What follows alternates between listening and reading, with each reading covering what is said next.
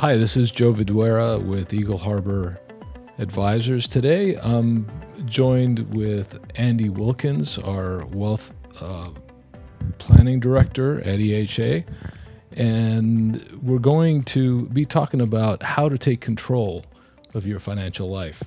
Andy, how do you define control? Joe, I appreciate being with you here today. Control, as defined in the investment world, is very much can be a loaded word for people. It's as much a feeling as it is an actual action for people. So control is something that you actually can make a difference with how you do your planning, with how you do your execution, with how you go about your daily life. So we like to think of control, whether it be budgeting, market volatility, the rates at the bank. It's easy for people to get lost and think, oh, I don't have control over those things. But in reality, with the right type of planning, you can do your best to maximize that as long as you focus on what are the things that we can control. Right. So can you specify what are the main areas of control? It really boils down to three key components of what you can have control over. And the first one would be allocation. The fancy word to say is diversification. And the very simple way to put it is don't put all your eggs in one basket. Right. Right. It's so cliched, so We've all simple. Heard that. We've heard it, but it's true. So much of what we do is always having to tell clients, this is how we diversify you out. And sometimes it can get lost in the sauce and not be appreciated about why we're doing it. But the primary reason we do that is allocation, diversification, not putting all the eggs in one basket. It protects you and you have control of it. Whether you have a 401k or not, whether you have any type of investments, you can control where and how you put your money.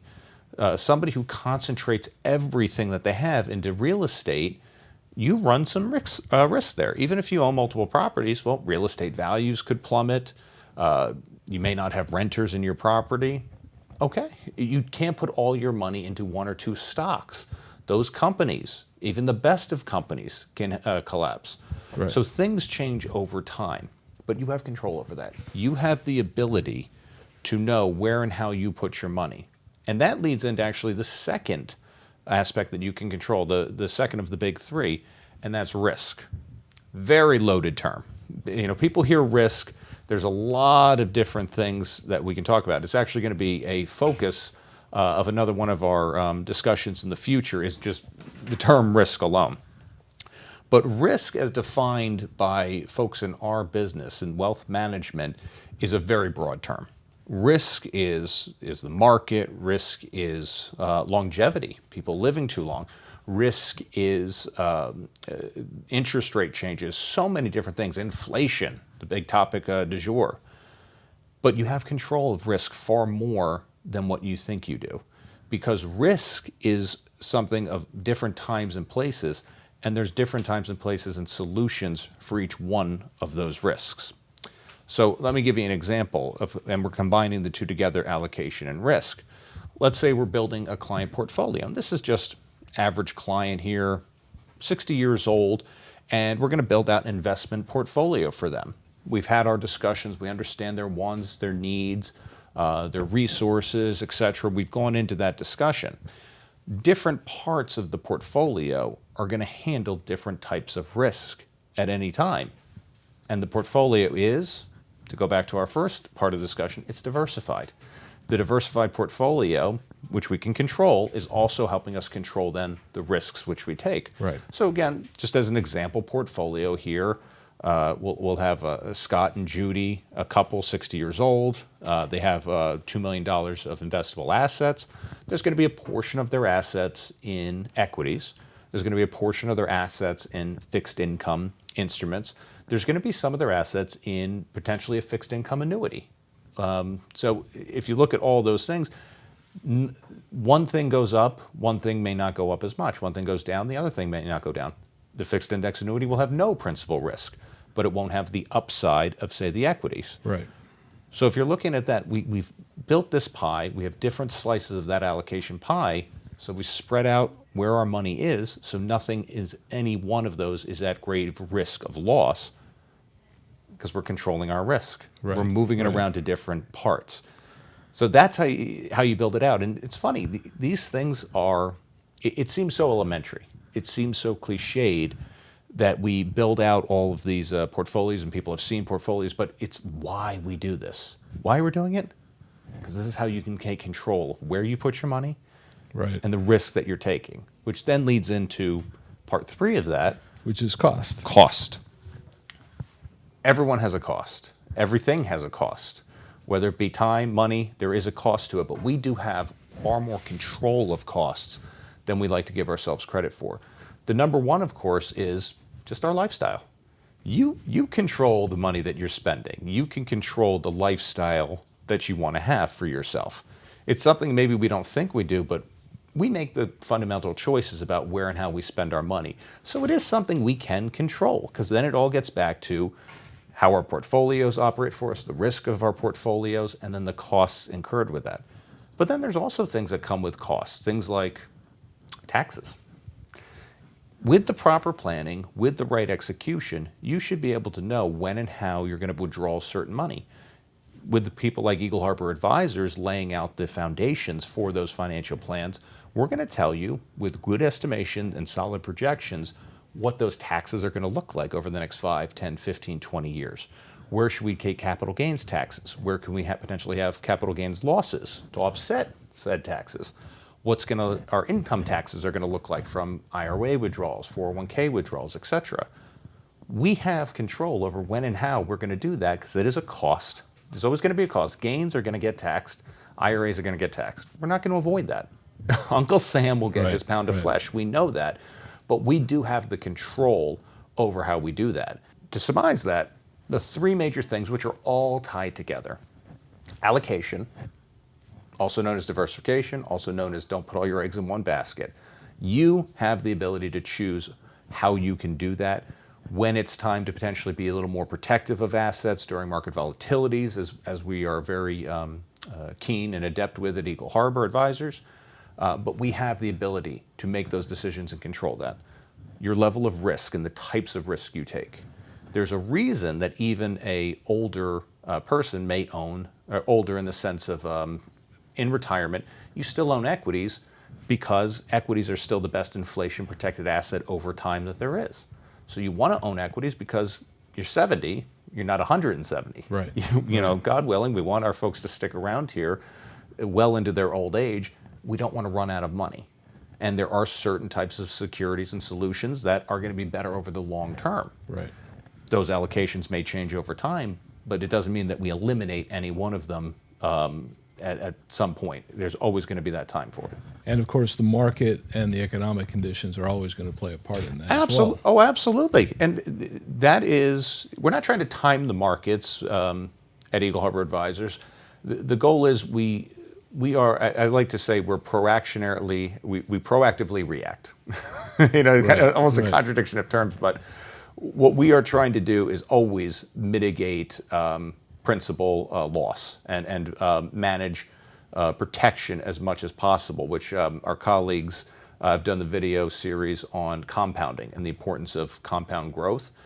If you have the managers who are maximizing the controllables that you have in your allocation, in the level of risk you take, and doing everything that we can to also minimize the costs, that's how you maximize those things that you can control. Right. And it's one of these things. Our business has a very strange habit, I think, of oversimplifying complicated things and complicating simple things.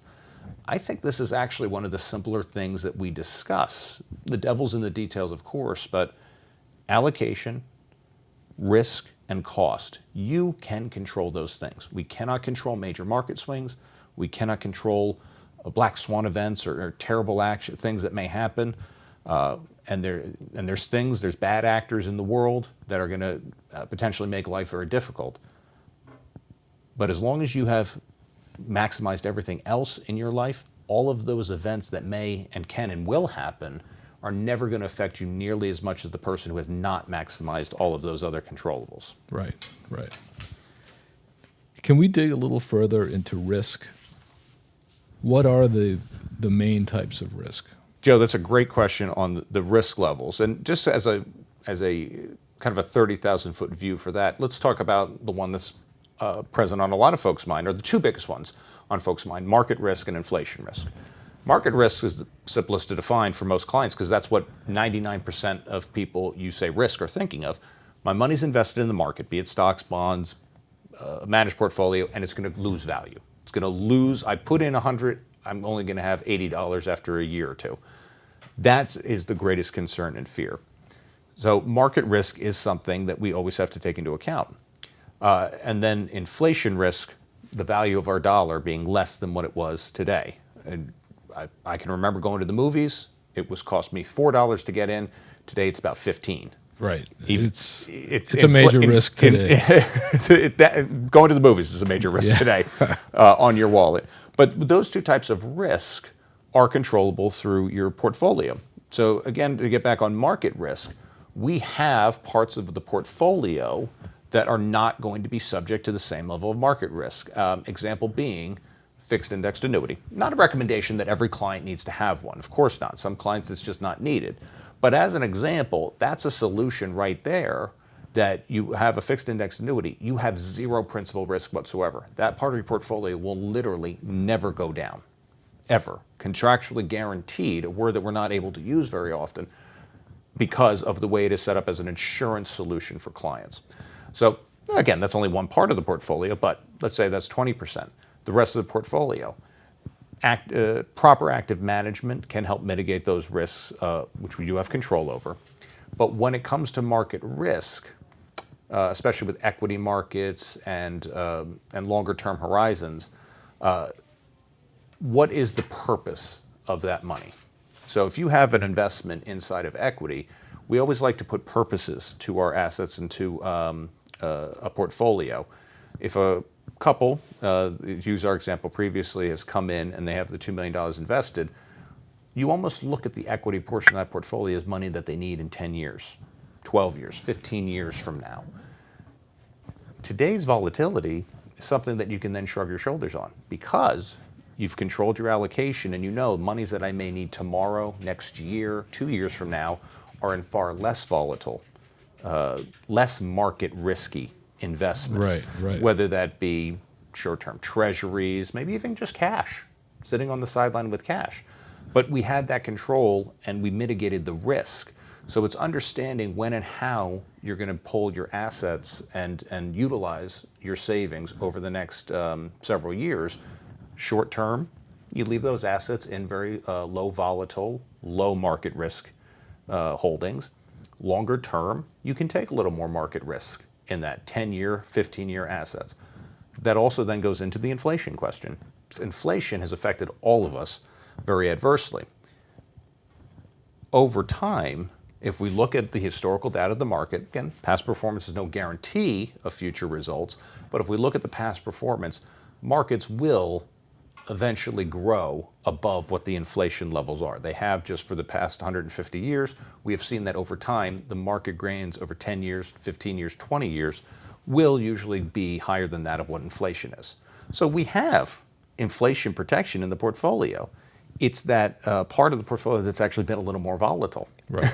So while folks are concerned today about that, you have to look at it in a longer term picture, that we do have your, what I call today money, available for you in the low to no risk assets, and then the tomorrow money and the future monies are available for you in those investments that are going to be over time grow. There's a great statistic I love that over any period of time, over a 10-year period, the S&P 500, through 170 some years of backdating, 96% of the time over 10 years, you're going to make money in the S&P 500. I like to call it the reverse casino. The longer you're in a casino, the worse you do. The longer you're in markets, the better you're going to do. Right. So that's how you position a portfolio over that longer period of time, is to be able, and control that, is to be able to understand that these assets are serving this purpose, these assets are serving this purpose, these assets are going to serve my purposes for today, and let that all meld together. Nothing is ever static. Right. Nothing is ever set it, forget it. That's just not how Eagle Harbor Advisors practices, and that's not how we believe clients should practice. Things are always going to be evolving, be it the financial plan, be it the allocation, be it the level and types of risk that you're dealing with, and the costs that you may incur. All of that is evolving. So even though you can have control of it, it still doesn't mean that those elements aren't going to change over time for you. And then we will be here to help understand what is the best positioning you can have for each one of those types of risk and controllables, excuse me, what the best position is for all those controllables and what is best for you and your family. Right. So we've covered a lot of ground here. These are like the basics, the very important basics of financial planning. We're going to be getting into in-depth discussions on each one of these topics that are going to be 15, 20 minute long into conversations on risk themselves, on proper portfolio positioning, allocation, understanding the costs of living, and the many what ifs that can happen in life. But at the heart of it does come, as I say, keeping it simple and not overcomplicating it. We have control over those three major components: our allocation, our risk, and our costs. And having people like Eagle Harbor Advisors guide you to understand this is how we're going to maximize each one of those things is a critical foundation to effective wealth management and financial planning. Right. And that is what we like to have our key focus on for our clients when they begin with us.